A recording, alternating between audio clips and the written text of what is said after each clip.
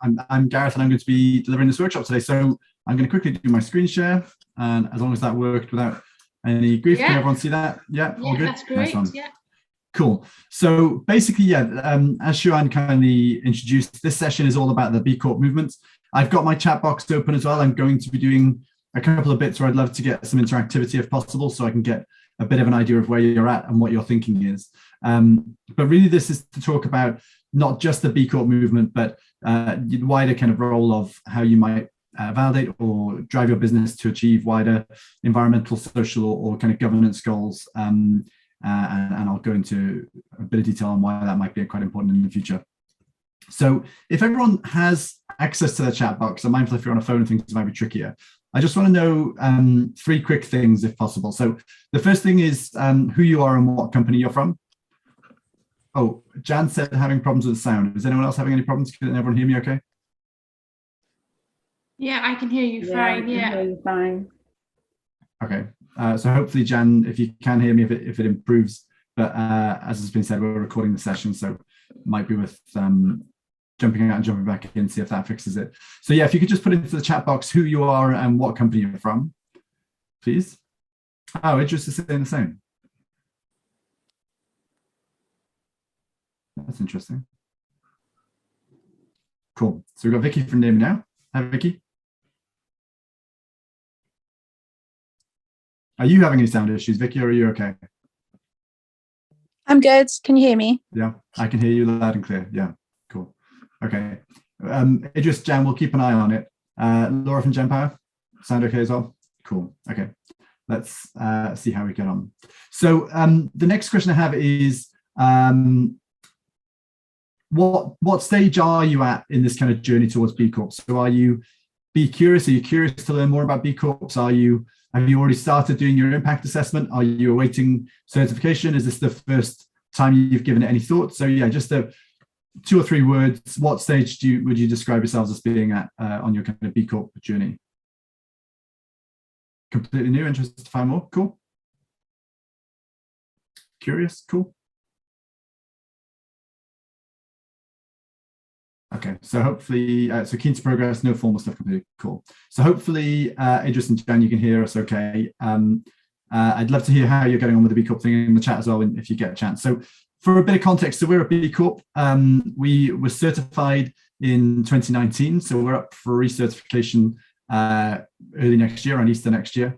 And we're focused on building communities of like-minded people across the UK. So we do that in a number of ways, but the main thing is through our kind of network of hubs and spaces. So essentially we have co-working spaces, workspaces across the UK where we bring together like-minded entrepreneurs who are either at an early stage of starting or kind of growing a business. And we find that by bringing them together, the support that everyone gets by working in a collaborative environment is really powerful. So we have our first space as Town Square. So before Town Square, we ran a company called Welsh Ice in Caerphilly that you might be aware of.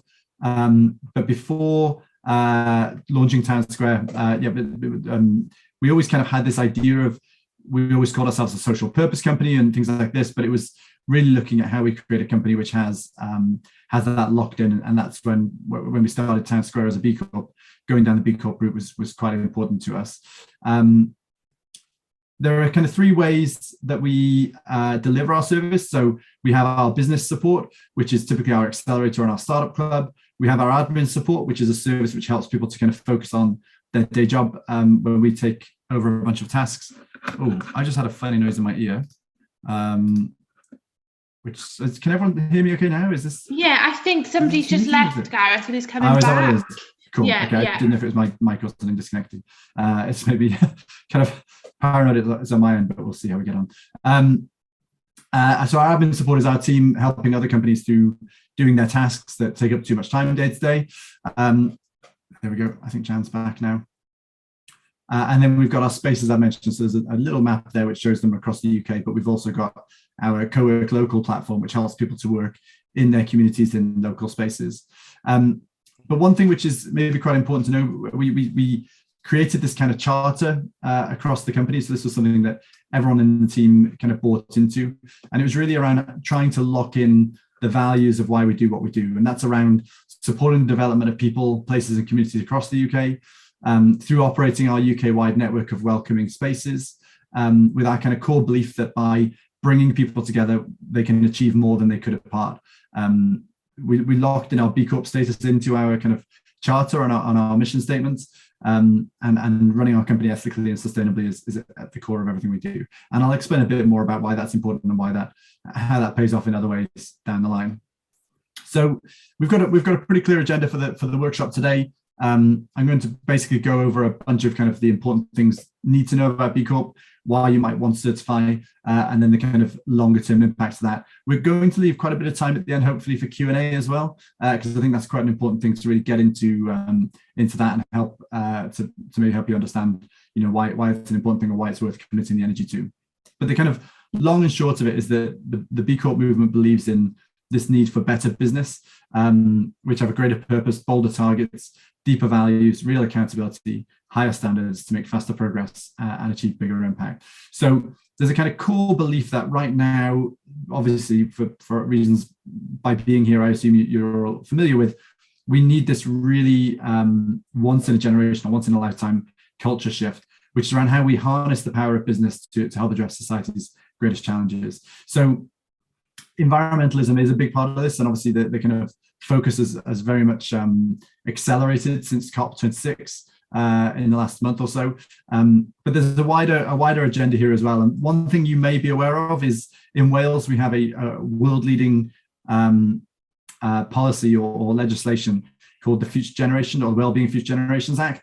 And what this does essentially is it locks in to Welsh Government's kind of mandate a responsibility to look after future generations through every decision we make. So we really, I see this as being a massive advantage that we have as businesses based in Wales to lock in these values. And B Corp is just another step within that. So I think I mentioned at the start, but when we deliver this, normally we don't say, I would not advocate to say every company needs to become a B Corp. I think there's value in being a B Corp, but it has to fit into your wider strategy. But I certainly think by being a company based in Wales and following the 7 principles of the Future Generations Act, there's just stacks of value that comes from that. So if you're not familiar with the Future Generations Act, take a look at just Future Gen Wales. There's a stack of really useful resources and things on there to learn more about it. But the core belief behind this is that our system is broken, and it was driven from a state in America where if you are a shareholder in a business and the leadership of that company say, right, we're moving our factory from this one in Bangladesh to this one, wherever it might be, it means that people are much safer, they've got better quality of life, but it will cost 2 cents more per product they ship. That could be kind of called down by shareholders. So it's essentially kind of highlighting this shift across the world now where we have to focus on what we're doing harms societies and harms the planet. Unless we as businesses take responsibility for that, there is no future, right? This is not something that we can just ignore. And so by being a business doing that, we're still a commercial business, we're still focused on generating profit and being financially sustainable. We can transform the role of business in society, which is for the benefit of everyone. There's a declaration of interdependence that we all must sign up to. This means that we're all aligned to the B Corp purpose.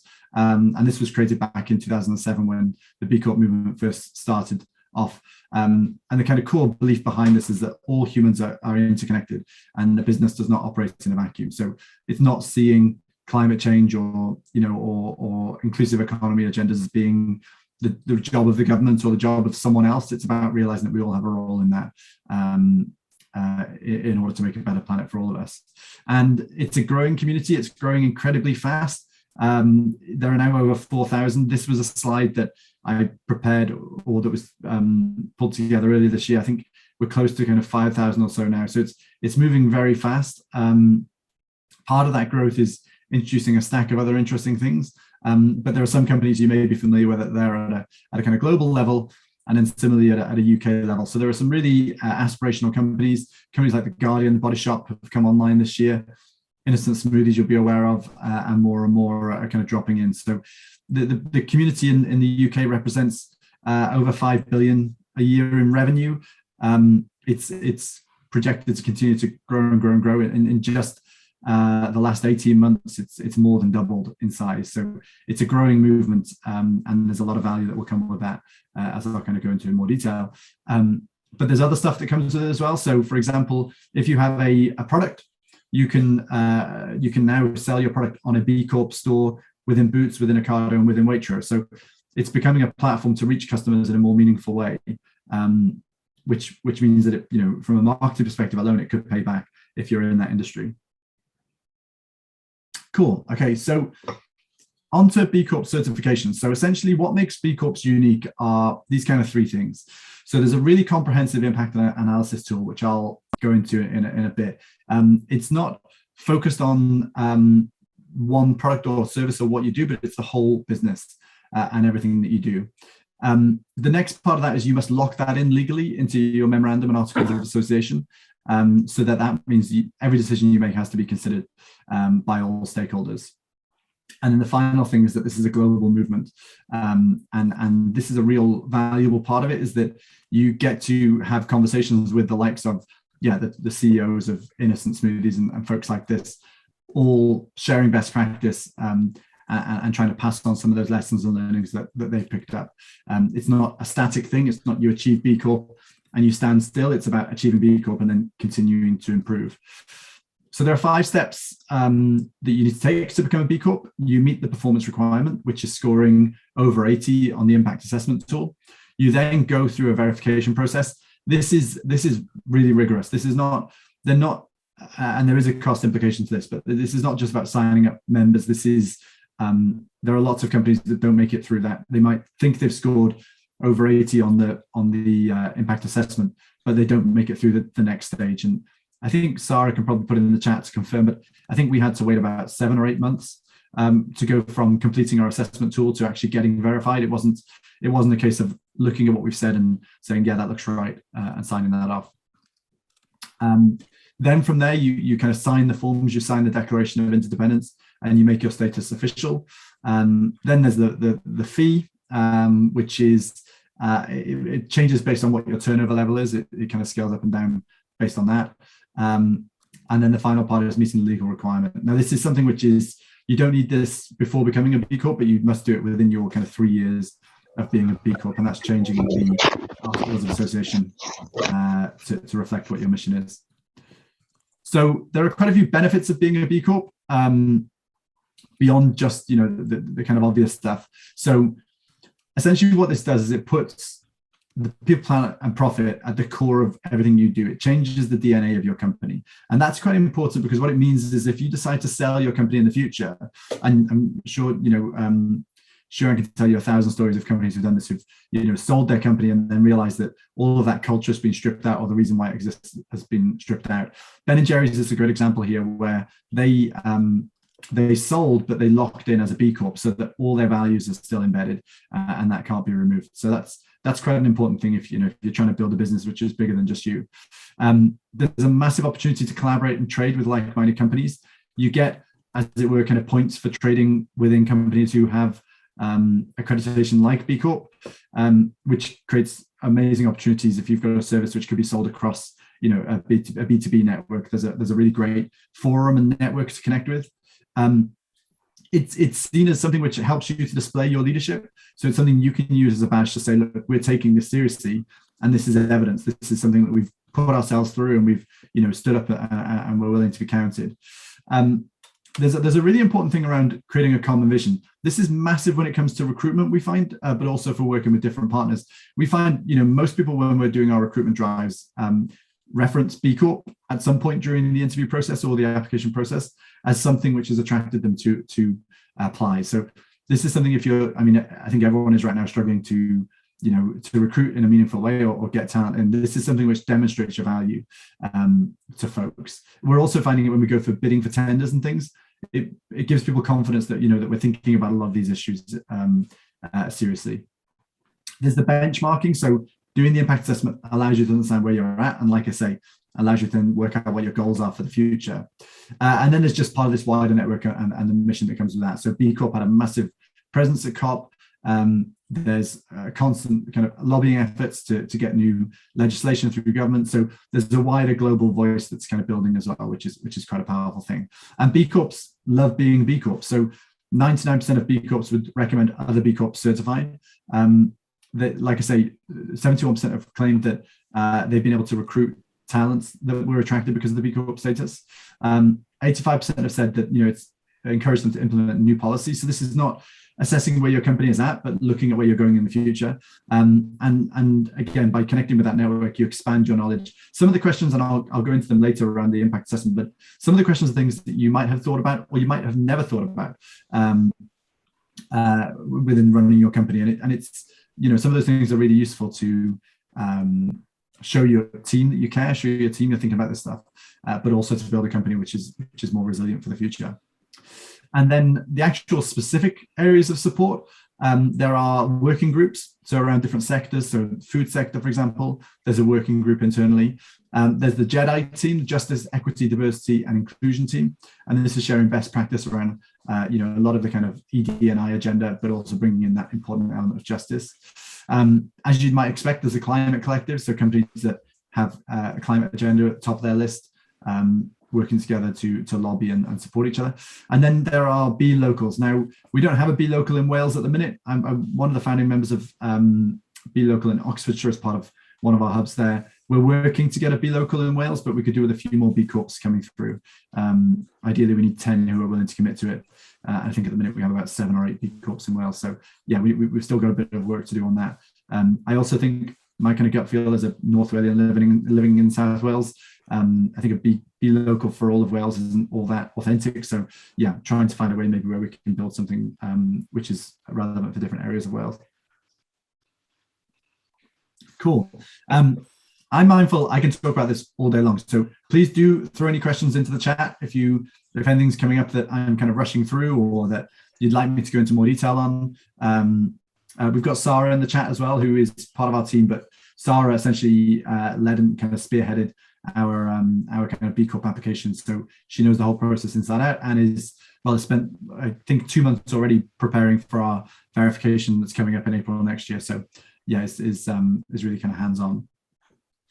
Okay, so talking about certification, there's kind of 2 things that are assessed here. So there's the impact of your business model, so what you do, and there's the impact of your operations, how you do it. So these are kind of 2 quite important, distinct parts. I've got a slide about hearing from B Corps. This isn't so important. You'll have this video, you can kind of pause and watch it back later. But yeah, like I said, some big companies kind of coming through the process. So I mentioned the legal test.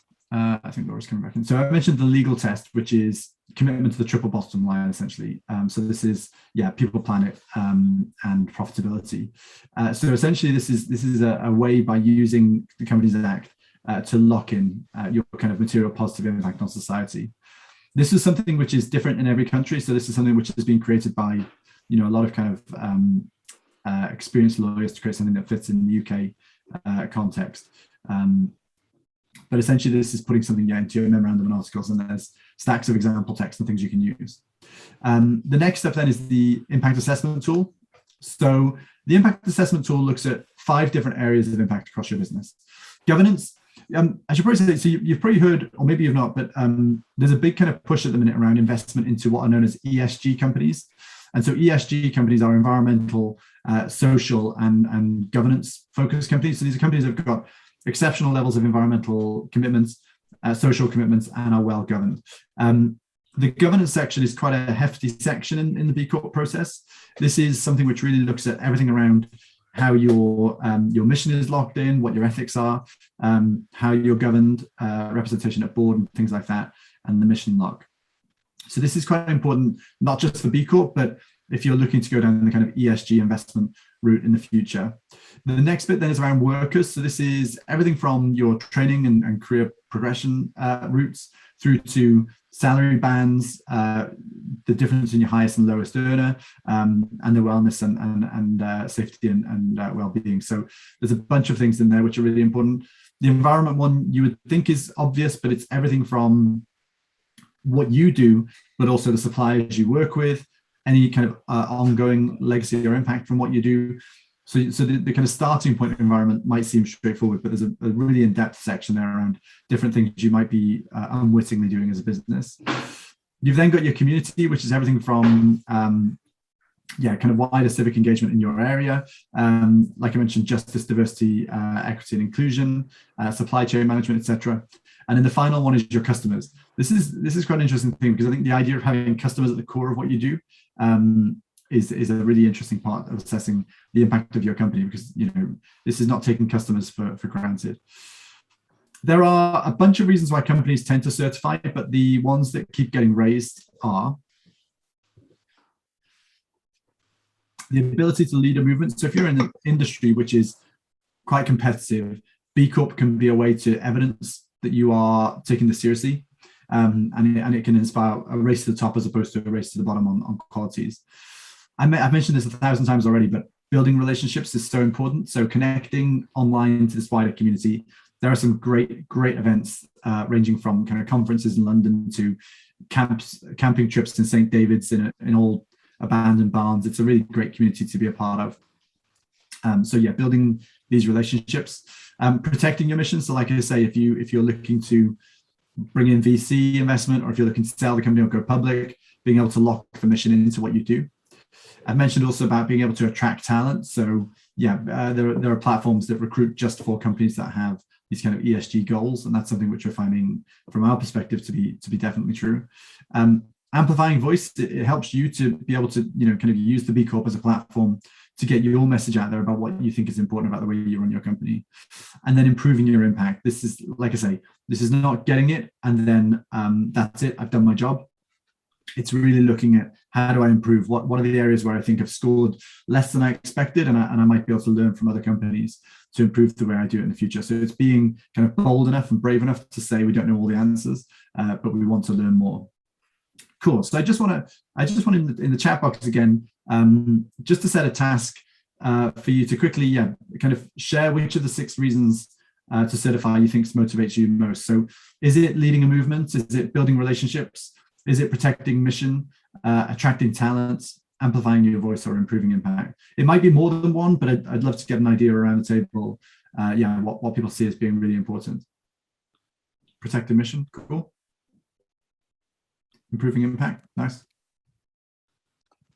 I think so. The protecting mission thing is a really important part when you're kind of at that early stage of when you believe deeply in what you're doing. The improving impact is interesting because I think we all, the straw thing is the one that always kind of gets me when people saw the pictures of the turtle with a straw up its nose. It gives people something to act upon, but that doesn't necessarily mean you're doing the right thing constantly, right? There are things that you might be able to change in the way you run your business, which change things overnight. So yeah, I find that really valuable. Building relationships and attracting talent. So we've had pretty much a full house. Yeah, that's really cool. And I think that's what makes the B Corp movement quite exciting, is that there is this kind of diversity of why people are engaged, which is really powerful, I think. Cool. So I mentioned innocent smoothies, or innocent drinks now. So yeah, so that's what they were trying to say essentially, was that it's much more than just the certification. It's more than just having that badge. So like, for example, we have the living wage badge on our website, but we don't pay anymore. We don't have it on our website anymore because we've disengaged from it, because there isn't this bigger momentous movement, and there's only so many places you can kind of channel your energy, right? So we know we pay living wage as a bare minimum in all of our places and for all of our team, but being a B Corp felt like a much bigger mission that we felt it was much more important to be connected with. So yeah, adding momentum to the movement, and shifting the image of business from greed to good, which I think is something we've seen a lot working with startups in Wales. So I want to talk a little bit about movement building and what else B Corp can enable you to do. So the wider kind of thinking here is around, the kind of 20th century idea of shareholder value to the 21st century of stakeholder value. And I think this is something we all see in every aspect of society now. This is not just business or workplaces or anything like that. And so moving away the benefit of a corporate structure to being not just the investors and the owners and the companies, but realizing that sustainable long-term impact companies, have stakeholders at the core of everything they do. And this is happening at a kind of global level. So this is something which is printed in the New York Times. This is a statement which is signed by major companies to say that, they recognize now that you can't put shareholders before everyone else. And even in the UK, this was covered on the front page of the Financial Times, and it's something which is getting kind of attention all over the place. So there's this kind of really big picture kind of move around this new way of doing business. But what I think is quite important is recognizing that when you're building your company, if you're committing, especially as an entrepreneur, a big portion of your life to building something over the next 10, 15 years, and you think there's some wider kind of system change stuff within that, is trying to work out what those kind of signals are. So a good kind of example of this is, this idea of the war on obesity is an impossible job. This idea of let's find obesity and destroy it is impossible. But what's possible is trying to work out what the incentives are or the policies that might get you closer to that. So one thing within that might be let's increase fruits and vegetable sales. So from knowing kind of the companies and what you're involved in, for example, with Vicky's company, you're kind of, the impossible would be, let's get our high streets thriving again and everyone's spending all their money on the high streets. That's an impossible goal. But a possible goal which might achieve the impossible is let's get one store trading better online, or let's get one person spending more money on their high street, and how do we enable that? And it's focusing on what we can do, as opposed to having this kind of audacious goal that always feels so impossible that it never gets achieved.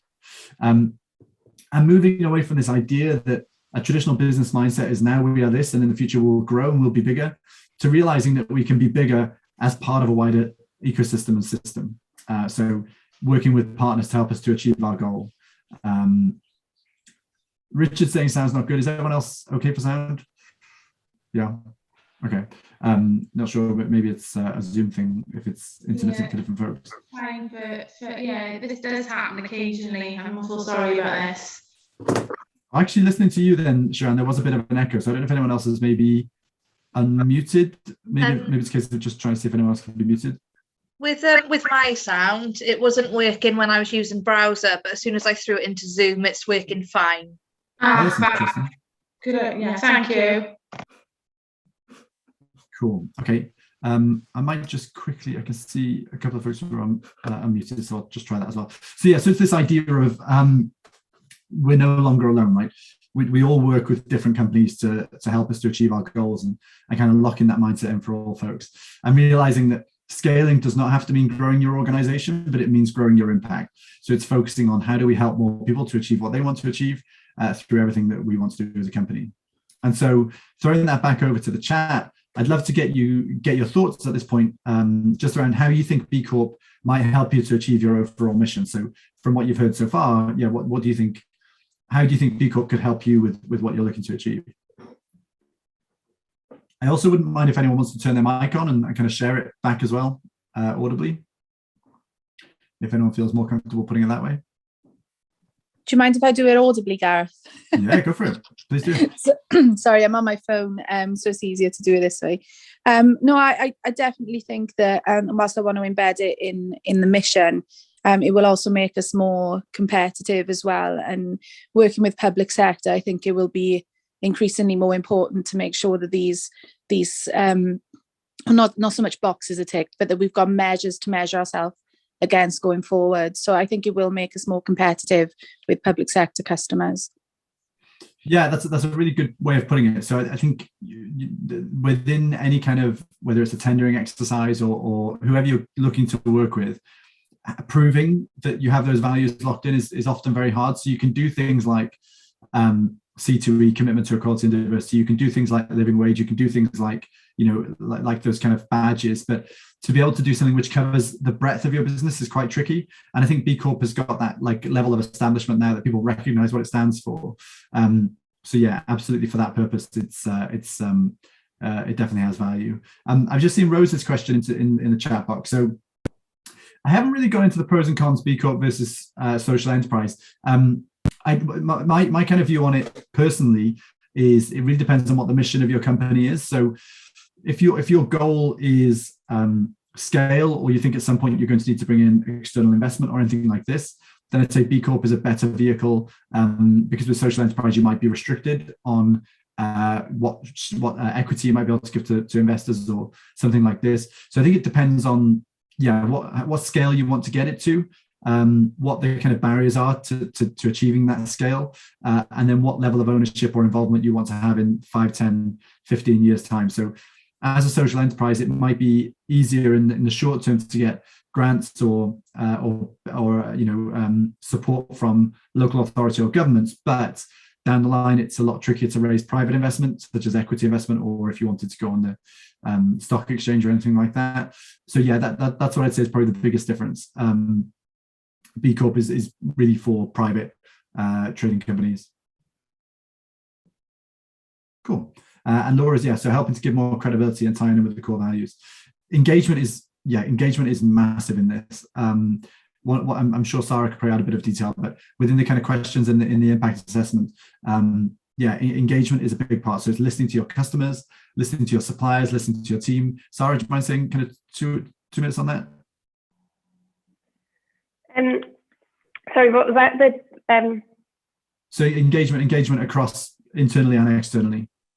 Yeah, so for us, it's been just perfect in being able to articulate what we do. So we have won quite a lot of tenders recently, and I think the thing that has made it stand out is that this accreditation, because it instantly, like Gareth said, people just look at it and they know what it is now. So they understand what we're all about without us having to write paragraphs and paragraphs and reams about all these things that we do. It's just been better understood.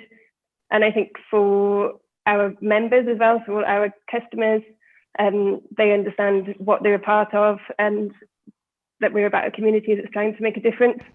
So just re-articulating what we do, it's been really, really helpful. Cool. Thank you. Okay, so I just wanted to now, just in this kind of home straight, give a couple of examples of what some of the questions look like in the impact assessment. So if you do a search for B Impact Assessment or B Corp Impact Assessment, it's a completely free tool. I think you have to sign up to log in, but it's completely free to do. But it helps you to understand, a lot more about your business, even if you don't go for B Corp status. And like I said, it just prompts a bunch of thinking and ideas on how you might do the business different in the future. I'd say you probably want to give yourself 2 or 3 hours. So maybe book a morning off or book an afternoon off, or make it a kind of weekend job, going to a coffee shop and parking yourself somewhere with a notebook on the side. But I'm going to give a couple of examples from each category. So from the governance section, what portion of your management is evaluated in writing on their performance with regard to corporate, social, and environmental targets? So I think what's quite important is these might be things that you've never done before, you've never thought about before. And so when you're answering the question, you might put 0%. But if you then put in place a way of doing this across the whole team, and you can evidence that you've done that, then you can quite quickly step up. So the difference in if you clicked on the 0%, it might give you 0 points. But if you click on the 75%, it might give you 1.2 points, for example. And so when you're completing it, it's really trying to think about what is true now and what will be true in the future. And if I needed to evidence it, how would I evidence it? Because once you've submitted, if you do decide to go down this process, and like I say, you don't need to commit to that before you do the BIA, so that's not important. But if you do commit to doing it, what happens through that certification process is they ask for evidence on everything. And this is kind of for everyone's benefit as well. So so that's on the governance, and there are a bunch of kind of questions around that kind of level of specificity, I suppose.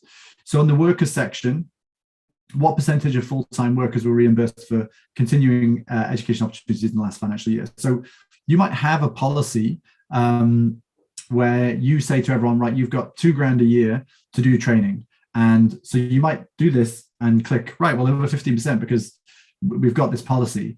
But if people haven't spent that budget, then that means that they're not doing that. They're not, even though you've created that opportunity, they're not doing it. So it's not just testing if you have the policies, but it's testing how you implement those policies, which is really important as well. So being able to show how you've given people an opportunity to continually develop their skills is part of this. Just saw Vicky's question. This one is, there's only one site. So if you search for B Corp Impact Assessment, there should be just the one site that you find. Sara, do you mind sharing the link in the chat? Is that okay, please? Yeah, thank you. And maybe, Sharon, if we ask if we share the link and things afterwards, when we share the video around it after the Yeah, workshop. absolutely, no problem at all. Cool.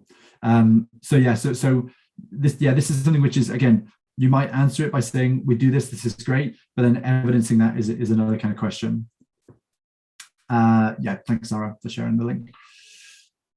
So environmental, which is the broadest community with whom your environmental reviews audits are formally shared? This is quite interesting because it's this idea of transparency. So you might call yourselves an environmental business, but unless you put your reports out there for people to scrutinize, you'll score more or fewer points. So if you share that with the first step is, owners, executives, and board. So that's showing that you're at least giving some thought to it. So that might give you a quarter of a point. Sharing it internally with your employees might give you a half a point. And then sharing it with the broader community outside your company, so putting a statement on your website, that might give you 3/4 of a point or a whole point. So the levels of progress you're making all kind of add up. So like I say, scoring over 80 is the goal, but there are more than 80 questions. I think, Sara, there must be something like 300 questions or something like that, I guess, in total. I think about 5 million. Yeah, it feels like it, yeah. But some of them you might get 0.4 points for, and some you might get 7 points for, depending on the kind of scale of impact within your business. So this is as much a question about your environmental performance as it is about transparency. Next then is around your, this is the team, isn't it, workers. So this is looking at what percentage of your management is from underrepresented populations. So this is a really interesting one because what we have in it's interesting because what we have in Wales around low-income communities in certain areas where we're working can differ sometimes from what they call a low-income community, which is people earning less than $1 a day. But I think it's all about kind of perspective. So showing that you're kind of going over and above and creating opportunities for folks is quite important. But this is something which can show that you've got much better representation across your team. And then from a customer perspective, which of the following are true of your company with regards to customer or client satisfaction? So again, picking up on that point there about engagement internally and externally, monitoring customer satisfaction is great, but sharing that customer satisfaction internally is better. Sharing it publicly is even better again. And then setting targets and achieving those targets is kind of crucial. So it's almost that thing, right? If we're monitoring satisfaction now, that's good. But the next best thing to do would be to make sure we're sharing that with everyone who works for our company. So when you do your first kind of rattle through, you might get maybe 80 or so points. And then you can go back and you can look at, right, well, great. Well, we know we can get another 2 points if we start to share this better internally. And that's really where the opportunity for growth comes in the future, is that, a lot of this stuff you might have either thought about or you might have assumed you've been implementing, but turning it into a policy which locks it in is a different thing altogether. Cool. And then what happens after you've done that is it gives you a bunch of goals. So based on the recommendations, based on your responses, it gives you things that it thinks you might want to set a goal for next. So for example, when we first did it, we hadn't done our mission lock when we got our certification. Now we've done that. Sara, that's worth something like 5 extra points, isn't it, or something like that when we go to recertify. So just by setting those goals, it means you've always got something to aim for and something to kind of strive for. So one example on that, we have a lot of tenancy arrangements with landlords across the UK. So showing that we're having conversations with the landlords about improving the environmental performance of the building would score us a lot of points. And even better if we can get them to commit to changes to their buildings and things like that. So there are also things like, for example, the supplementary health benefits. In the UK, obviously, we have a much better health system than in other nations, in some other nations. And so some of those you just can't score very highly on because you already do as well as you could. It's quite interesting to kind of look at those kind of options and things. And I've mentioned around the forum. So the forum is called the B Hive. And it's a really great kind of portal where people can share. It's a bit like a kind of Facebook group. You can share questions, you can share news, updates, you can share anything that you think is of interest to other members of the B Corps. It gets a lot of engagement. It's really good for asking kind of, some of the kind of simple questions, then maybe some of the bigger picture questions around who do you use for health insurance, or who do you use for doing your environmental audit and things like that. And there's this knowledge base in there around all of these things that you might want to kind of learn about in the future. So it's the kind of on-demand questions in the forum, which means that you can ask someone immediately for, I need an accountant who's a B Corp, any recommendations? And then you can go back into the knowledge base and find the stuff which is, long-term lasting stuff. Cool. So I'm probably going to flip past this, and we'll do this within the Q&A, but thinking about what your next steps might be. But yeah, I just wanted to share my email address and Sara's email address in case you have any kind of follow-on questions or anything like that. Yeah, great. Yeah, that's fab. Yeah, and again, Sean, if you don't mind sharing those afterwards, because I think there's probably certain things that come up from your own specific environments and things that make an impact. And then the other part then is, the B Corp website is a really incredible platform for lots of useful information and things to know about. So I'm going to stop sharing because I really want to get into kind of giving a good 10 minutes or so for Q&A and interactivity. But I hope that's been quite useful for giving just a bit of context initially on what B Corps are all about, and why we're so kind of passionate about it. Great, excellent. Okay, yeah, fab. So if you've got any questions, now's your time. Feel free to come off mute. I think we're a small enough group for it to be, I think, fairly interactive. So yeah, don't panic, but put it in the chat now. Just come off mute and have to get your questions across.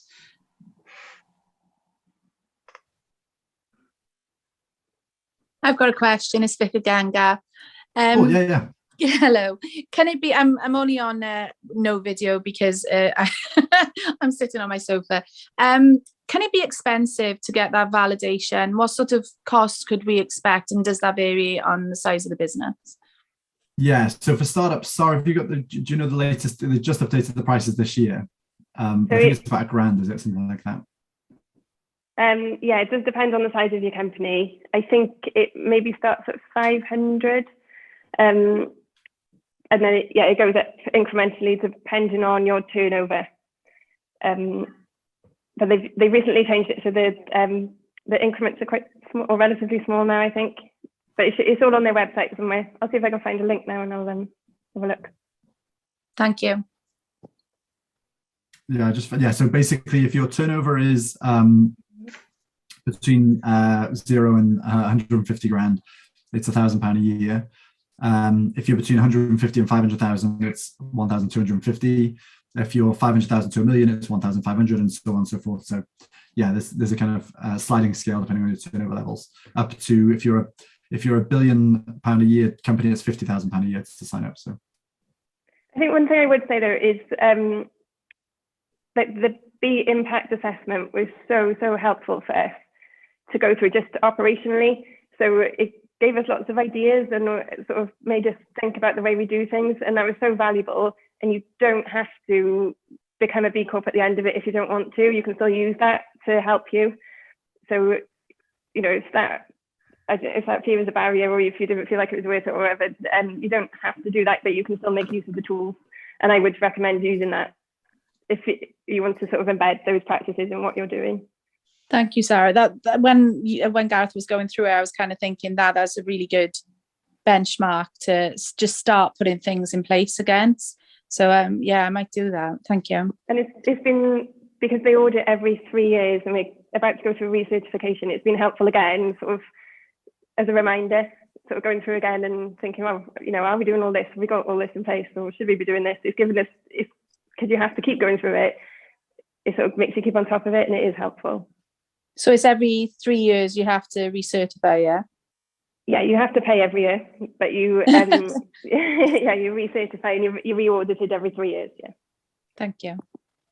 The payment thing is why I don't kind of advocate for everyone becoming a B Corp, because it doesn't help everyone. Like I say, for us, it probably saves us that every year in what it would cost to market something else, that would achieve us to get the kind of tenders we're winning or the recruitment we're doing. So it pays us back more than, whatever it is, 1,500 quid a year or whatever it is, to do it, because we get the value back. But that's not going to be the same for every company. For some companies, it's just knowing you're doing it right is as valuable or more important. So yeah. because it's the whole company as well. So some things, so like the fair trade certification, for example, is one project. So you'd only go into that one thing, whereas B Corp is literally everything you do. So it goes into every facet of your organization. So you really kind of dig deep. So it is, yeah, really helpful operationally. Cool. Any other questions or any other thoughts or observations or?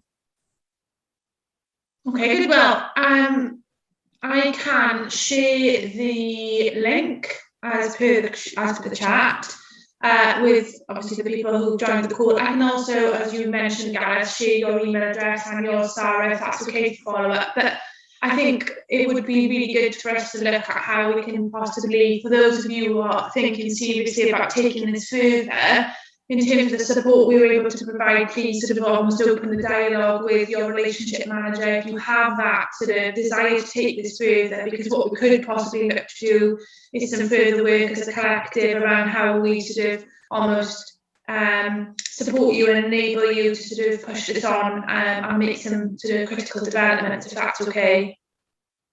Yeah, I think I mentioned earlier, Joanna, we did in Oxfordshire, we did a really great kind of peer group, which worked really nicely around getting people once every, I think it was once every fortnight, we used to get together for an afternoon, and everyone would just make that their time to ask questions about each phase. So we did 6 weeks, a week for each of the kind of 5 areas, and then a kind of week as a kind of wrap up at the end of it. So that was just a really great way of, being able to keep it high on everyone's agenda, because it's the kind of thing that can slip down. So there's lots of ideas to how we can do that. Yeah, exactly. Okay, perfect. That's great. Well, thank you very much indeed, everybody, for joining in. And obviously, we will follow up with all of the other sort of collateral and everything. So, it's fantastic. Thank you so much, Gareth. Thank you, Sara. And looking forward to working with you going forward. Thanks all. Excellent. Thank you. Bye. Bye.